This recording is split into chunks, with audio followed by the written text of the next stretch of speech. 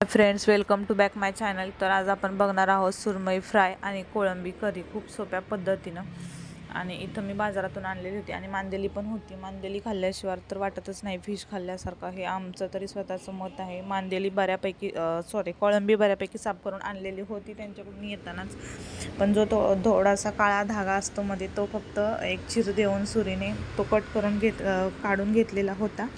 आणि फक्त मांदेली साफ करायची होती आणि सुरमई पण कट करून आणलेली होती।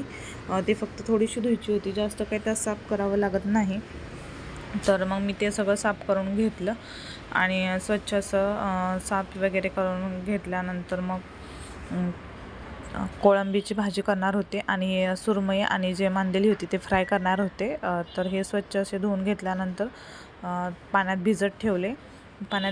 तोपर्यंत सुरमई आणि कोळंबी होती त्याला थोडंसं मीठ लिंबू वगैरे लावून ठेवलं। आणि जी कोळंबी होती ती तव्यात फ्राय करण्यासाठी थोडीशी टाकली, जेणेकरून त्याचा जो उग्र वास असतो तो निघून जातो त्यासाठी। आणि ती फ्राय केल्यानंतर थोडीशी बारीक दिसते। आणि इथं मी 2 छोटेसे बटाटे घेतलेले होते, ते साल वगैरे काढून बारीक चिरून घेतलेले होते, कारण कोळंबीत मी टाकणार होते पातळ भाजीमध्ये। बघू शकता मगाशी कशी दिसत होती आणि आत्ता कशी दिसत आहे, एकदम सोडा जो असतो वाळका तशा पद्धतीने ती झालेली होती। तर इथं माझी ती भाजून झालेली होती। थोडीशी भाजल्यामुळं त्याचा जो उग्रवास असतो तो निघून जातो। आणि इथं मी 2 टोमॅटो घेतलेले आहेत, मगज बी पांढरे, ती सुकं खोबरं, ओलं खोबरं, कांदा, कोथिंबीर, लसूण आणि अद्रक हे सगळं मिक्स बारीक करून घेणार आहे। इथं माझं बारीक करून झालेलं होतं। आणि झाला असा प्रॉब्लेम की 2 तास लाईट नव्हती। शेवटी ज्या वरच्या काकी आहेत त्यांच्या माळ्यावर जी लाईट होती तिथून मी ते बारीक करून आणलेलं होतं। आमच्या माळ्यावर काय लाईट नव्हती, शेवटी दुपारनं आलेली होती। मग काय माहीत आता आमच्या मनात खायचं होतं की नव्हतं ते देवालाच ठाऊक आता। तर मग मी तिथून फायनली 12:30ला भाजी करायला घेतलेली होती। तोपर्यंत बाकीचं माझं आवरत होते आणि तेल टाकून जे वाटण वाटलेलं होतं ते चांगलं तेलात परतवून घेतलं। आणि त्यानंतर टोमॅटोची जी प्युरी केलेली होती, बिया काढून घेतलेल्या होत्या टोमॅटोच्या आणि स्वच्छ असं धुवून घेतलेलं होतं, जेणेकरून त्याचा आंबटपणा येणार नाही। आणि त्यानंतर मी सगळं परतून घेतल्यानंतर थोडीशी हळद टाकली। तुम्हाला जेवढ्या प्रमाणात पाहिजे तेवढ्या प्रमाणात काळं घरगुती तिखट टाकलं।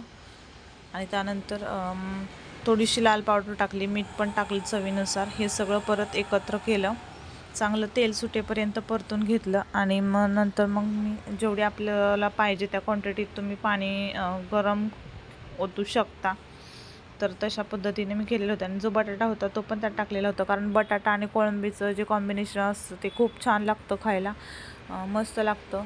थोडेसे 2 बटाटे होते आणि ही भाजी पण लगेच शिजते, असं काही नाही की जास्त टाईम लागतो, अर्धा-पाऊण तासात शिजून जाते ही भाजी।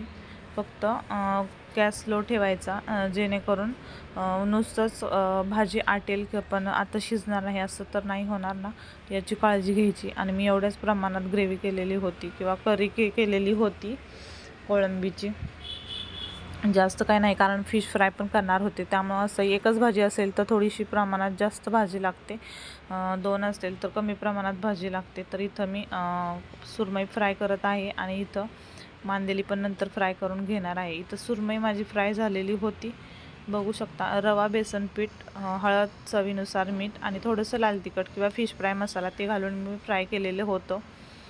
तर इथं माझी छान मस्तपैकी फ्राय झालेली होती आणि मी कोळंबी पण मांदेली पण त्याच पद्धतीने फ्राय केलेली होती। तर आजचा व्हिडिओ तुम्हाला कसा वाटला कमेंटमध्ये नक्की सांगा। व्हिडिओ आवडला तर लाईक शेअर जरूर करा। चॅनलवर नवीन असेल तर चॅनलला सबस्क्राईब करायला विसरू नका।